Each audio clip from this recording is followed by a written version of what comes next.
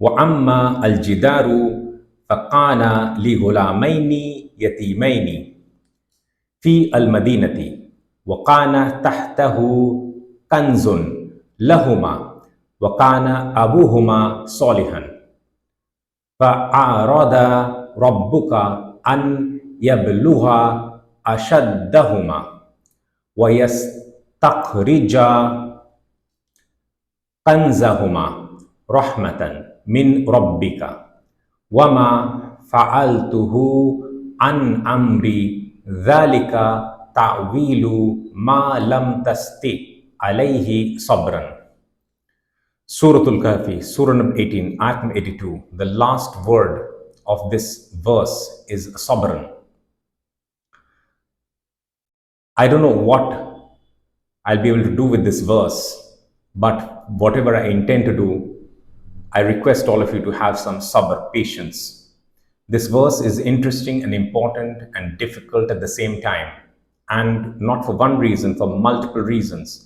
We will patiently go over all of those to make sense of this verse and much beyond that as well. So let's start. وَأَمَّا, and as for al-jidaru, the wall, and as for the wall, the standard construct is coming right again. وَأَمَّا الْجِدَارُ, and as for the wall. وَقَانَ, sorry, فَقَانَ, well, okay. Kana is was, so we'll hold that and we'll proceed with the rest of the verse. Li ghulamaini yatimaini. So for two orphan boys. So Mawsuf Sifa, yatimaini is the Sifa. So adjective is translated first in the English language, and it's in the dual construct. So li is, instead of is for, well it is for two orphan boys, we say well it belonged to. So past tense is also now coming about. Fakana, well it, kana is he was or it was, so well it belonged to two orphan boys, fil madinati, living in the city but living in the city. Wakana, okay, so this part again interesting. I mean, living in the city is implied. I have just inserted the word for ease of the flow in the English language. Wakana, and was, he was, what was, let's see. Do we find any rafa, a word in the rafa status, an ism in the rafa status? After that, tahtahu, no. Kanzun, yes, we found that. So that is the subject of the sentence.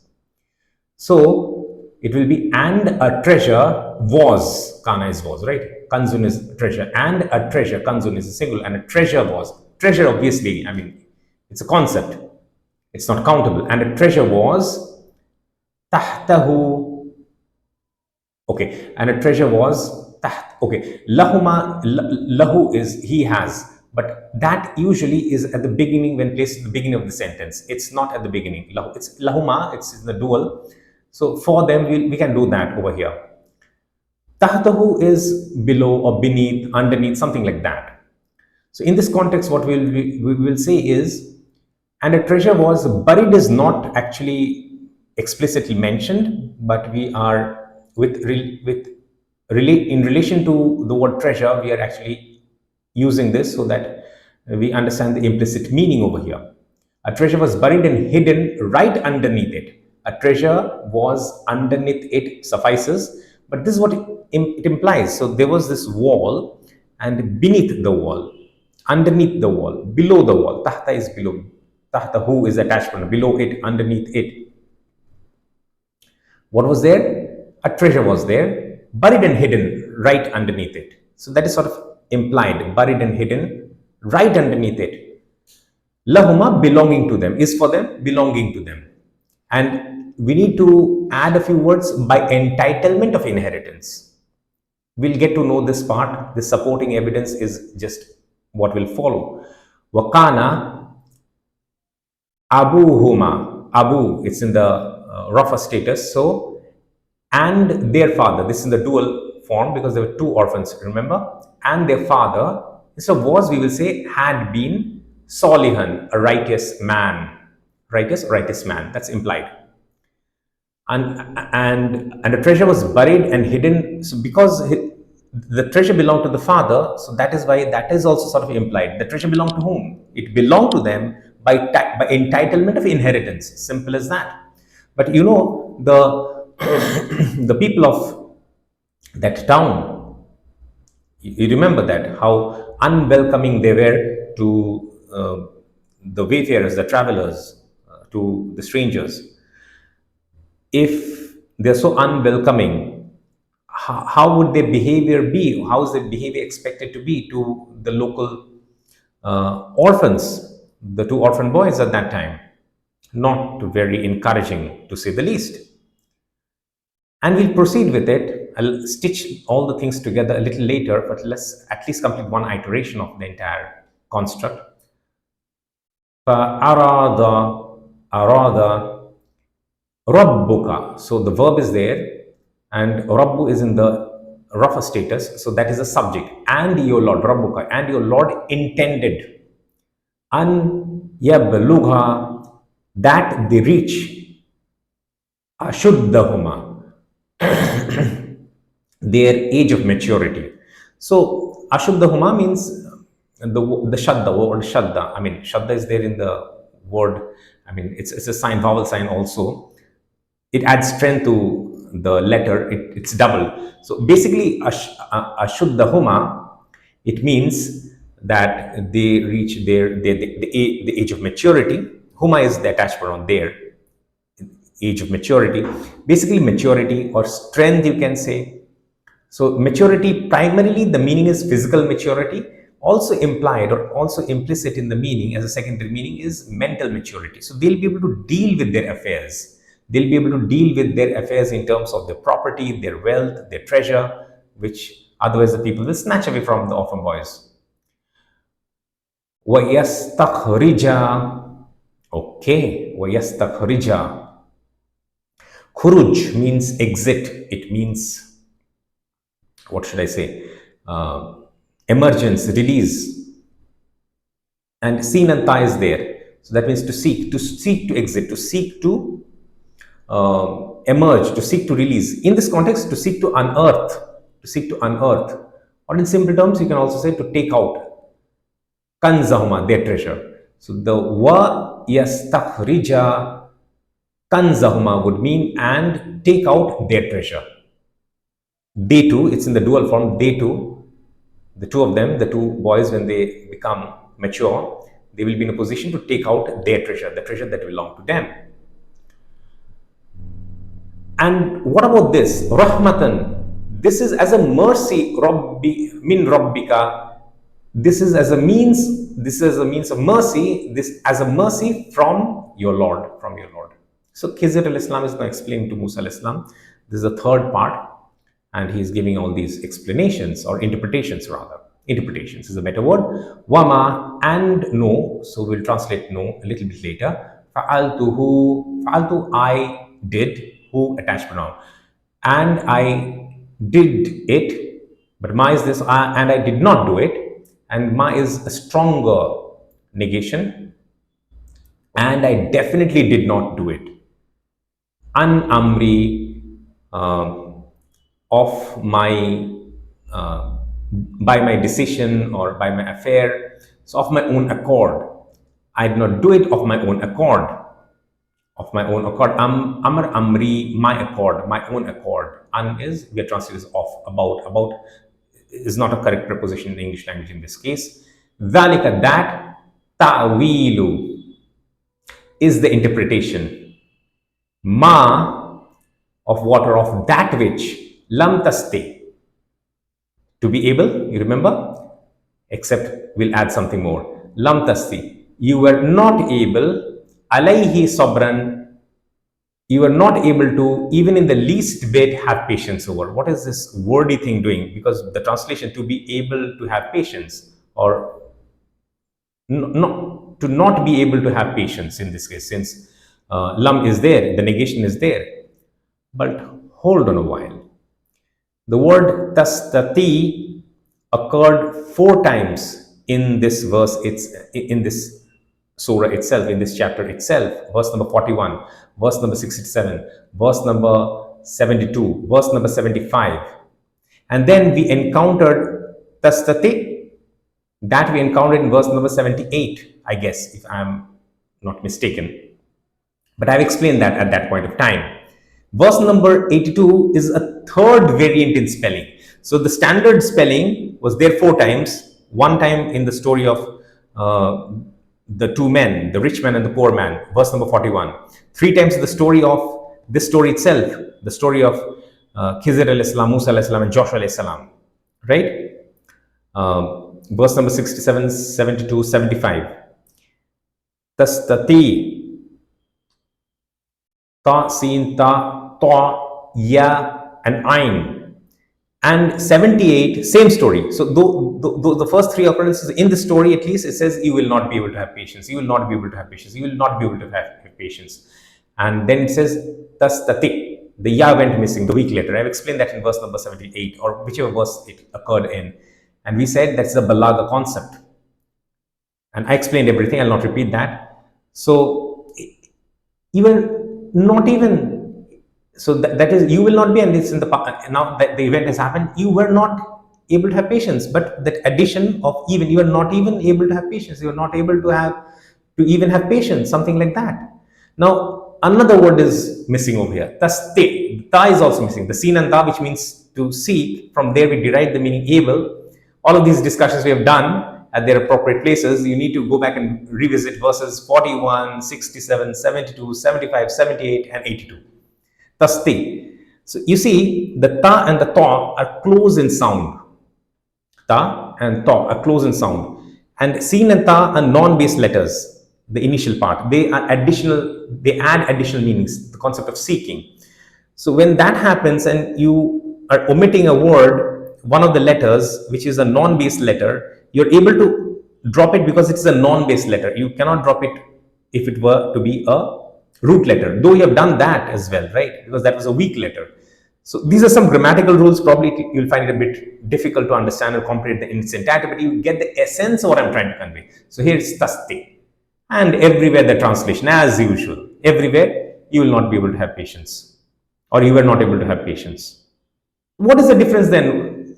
3 different spellings. 2 times Allah has made spelling mistake, and the 3rd time the mistake that He has made is different from the mistake that He made when He wrote it in the 2nd variant. This is the 3rd variant. He's making mistakes of mistakes. What do you want to suggest?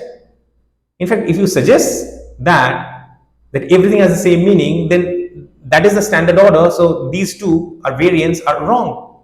No, it's not wrong. Allah is not wrong. You are wrong. If you're not able to decode, if you're not able to penetrate the reality, then you are wrong. Sorry. Rhetorics is at play over here. So by this, another level, you're omitting a letter in the word and you're adding emphasis. There it was, you were not able to even have patience. Here it is something you are not able to even in the least bit have patience over. So that emphasis has to be captured. Alayhi, over it, sabr and patience. That part is the easy part. You know about that. This is the verse number 82. And I said this is going to be very difficult, very, very difficult. And I'll give you the reasons now. Okay.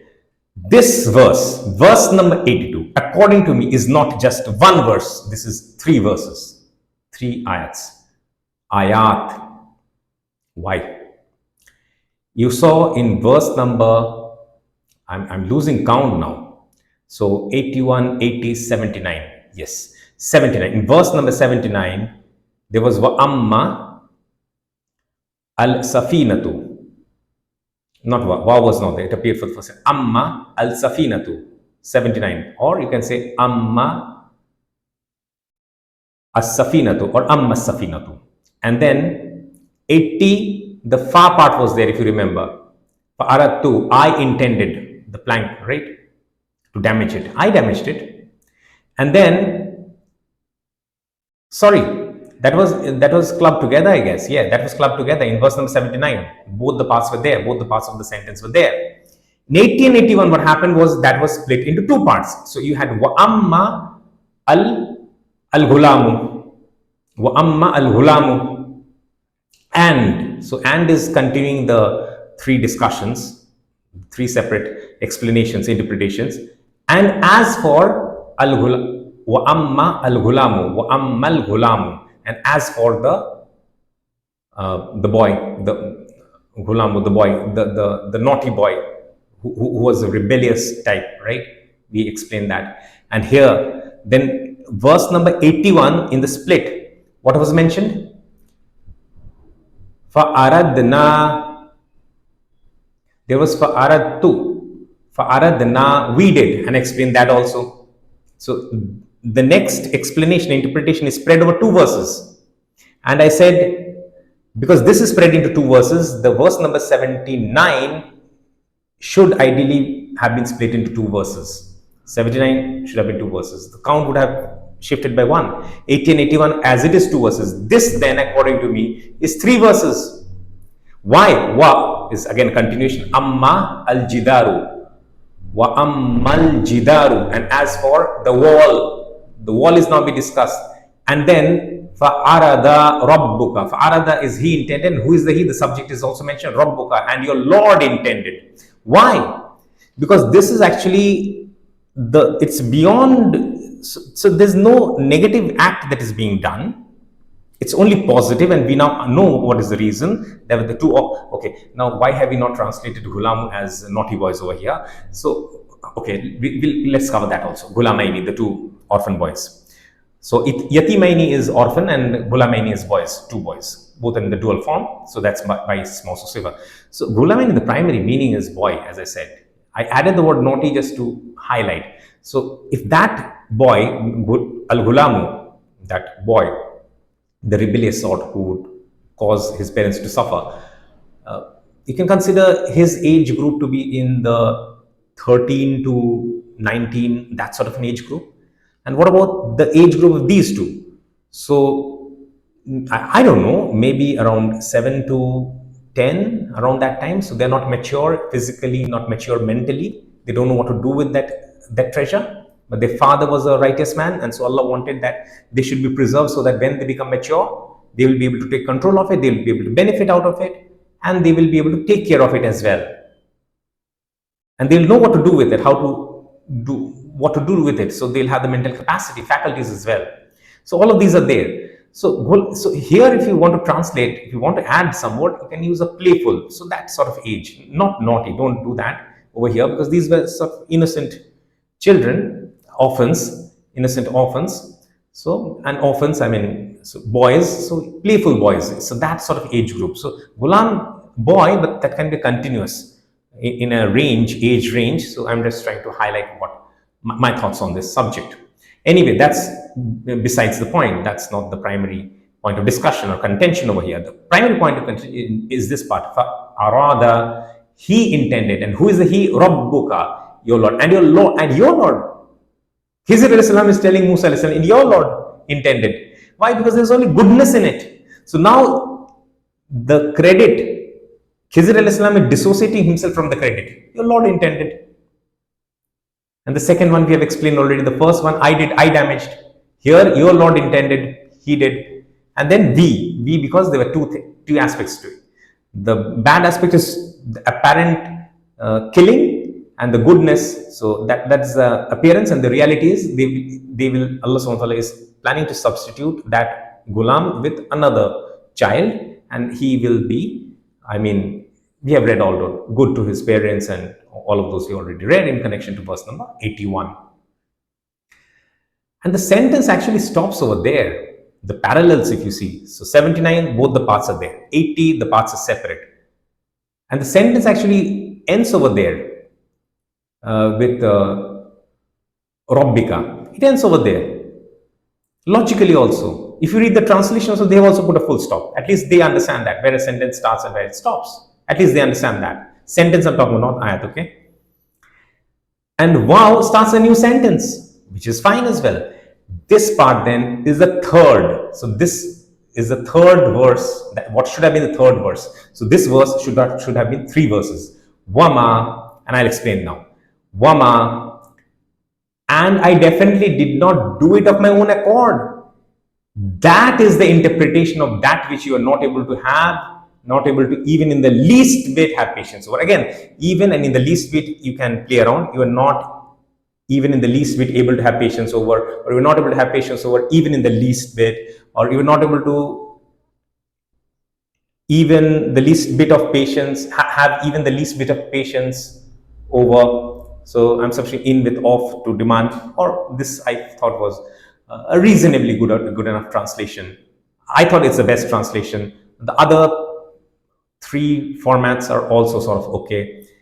We have to use one. The point is there is double emphasis because sustain. That is, we should not lose track of the point we are trying to discuss. So it's not tastate, it's taste, even shorter. No, you could not have patience over it. You were not able to have patience over it.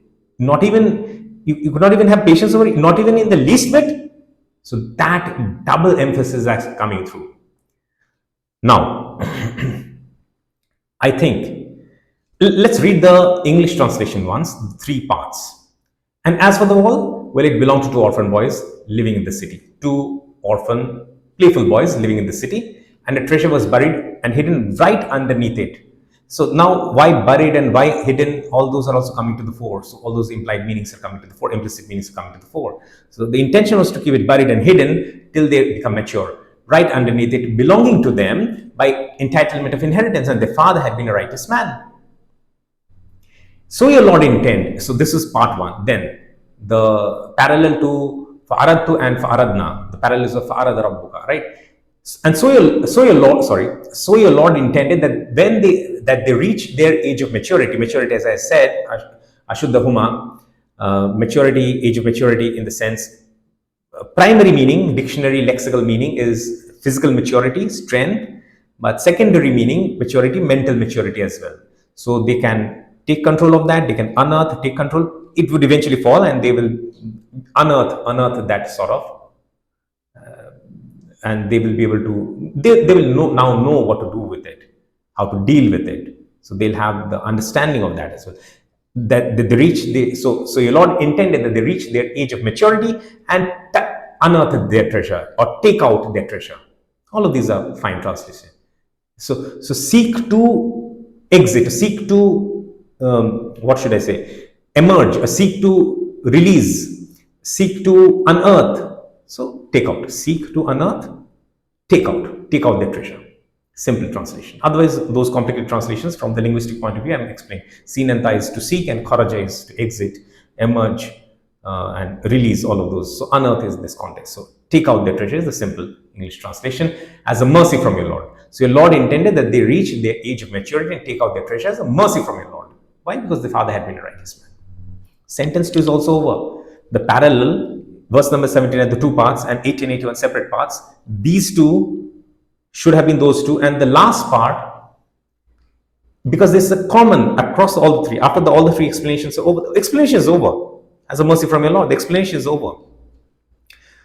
Two parts clubbed in one sentence, one ayat, 79. Two parts in separate ayats, 80, 81. Three parts, the first two parts are the equivalent two parts, again clubbed together in 82. And there's a third part, which is outside of those two parts in the previous two. I mean, if these three are parallel explanations, interpretations, then Wama is out of that. So this should have been the third verse, third ayat.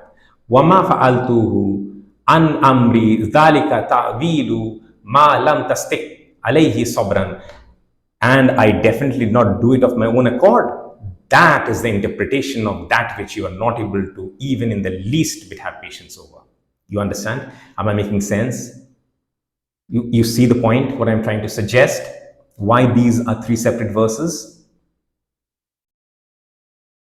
I think whatever I wanted to discuss, I have discussed. Let me quickly check. Yes, I think I have not missed. Tasti is very important, very important. The second letter is now being dropped and balagha comes to the fore, rhetorics come to the fore.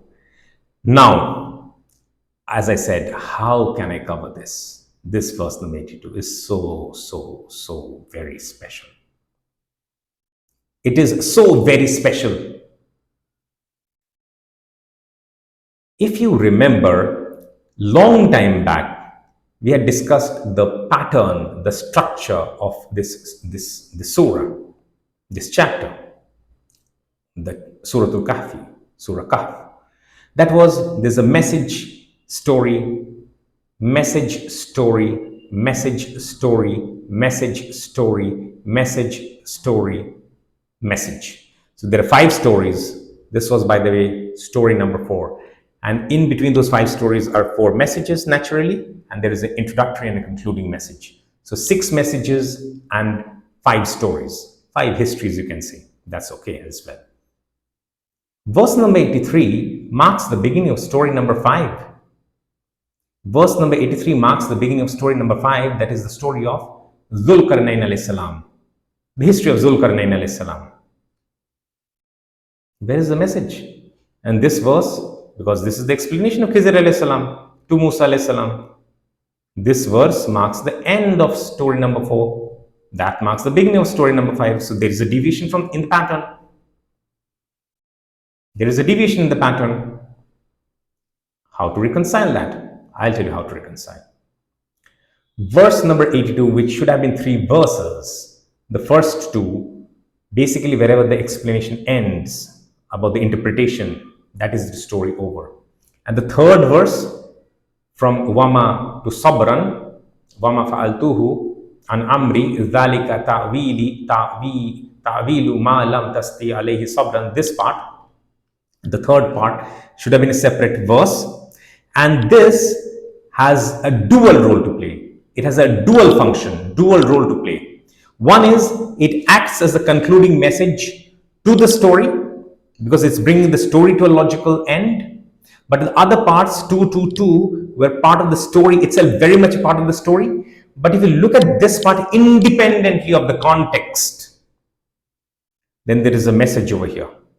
There is a message over here. In Akhiru Zaman, what will happen is, you will see people who are blessed with the nur of Allah subhanahu wa ta'ala, they do certain thing, and what will appear to you as something, I don't know, wrong. And they will constantly be guided, not that any wahi will be coming, they will exercise their interpretational capabilities because Allah subhanahu wa ta'ala has blessed them with His nur. And that parallel, so there are people, no one can become a Khizr.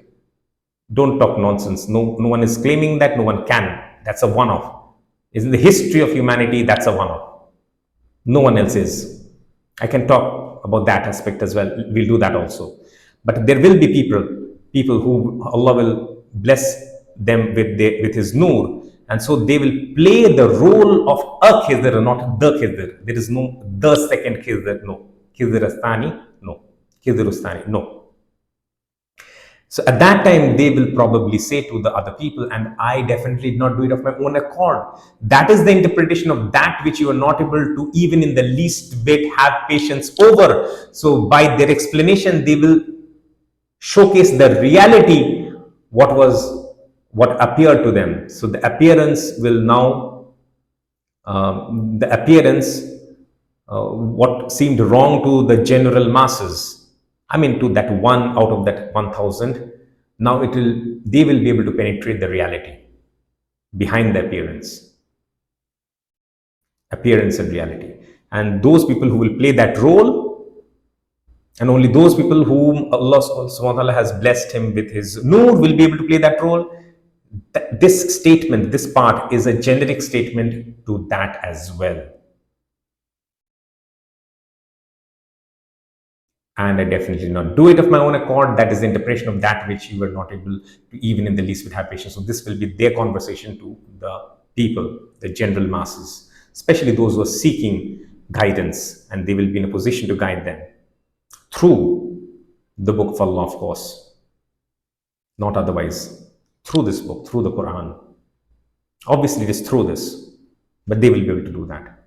So that is the conversation. So independent of this story, this history, this part of the verse, or what appears in this verse, these should have been 3 verses separately, acts as the message sandwich between the 2 stories. You're getting my point? So it functions, it's a dual function. It sort of concludes the story with a message, because many of the stories end with a message, right? And also independently, this is as if sandwiched between the two stories, and then independently it has value as well, and that acts as the message. Moreover, this is the story.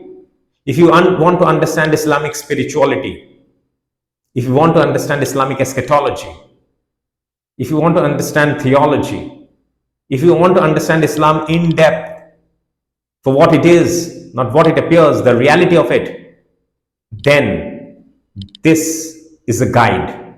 This is a guiding principle.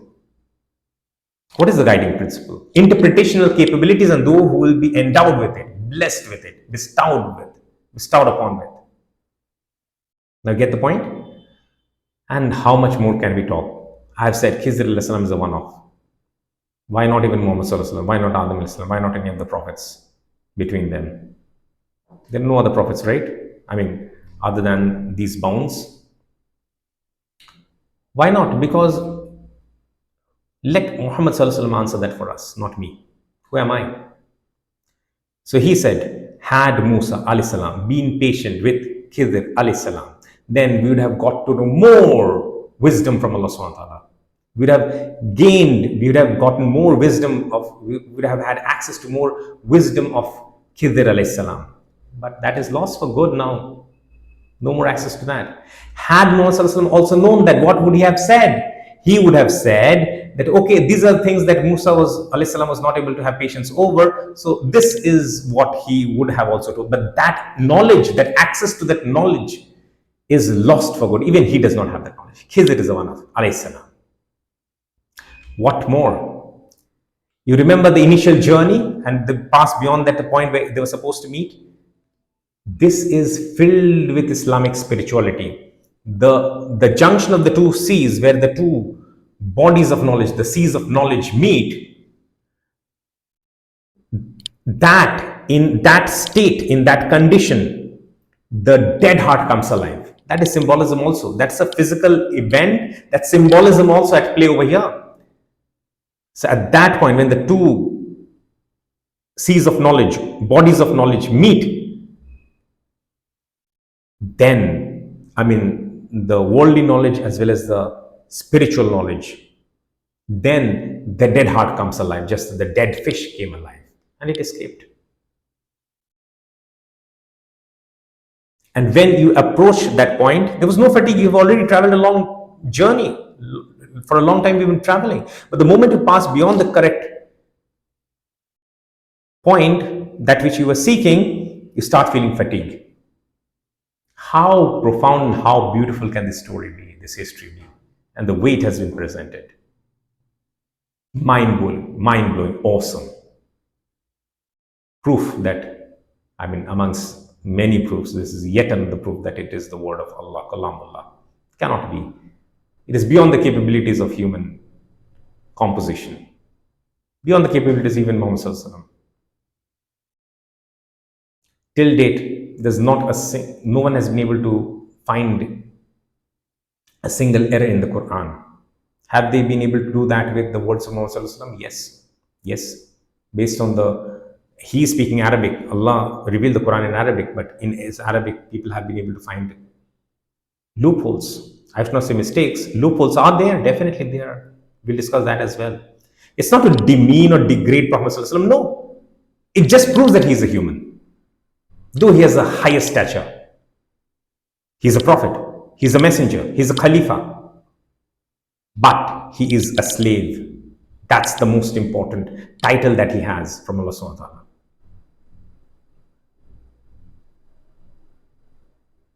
Anyway, so as I said, this is an emotional verse. So many things come together. So many things. I don't know, probably have missed so many things as well. We'll need to do the wisdom, the hikmah of Suratul-Kahfi in a separate series. This is a translation series and a brief explanation along with that, and some interpretations, some strategies also that needs to be discussed. I've been able to, the best of my ability.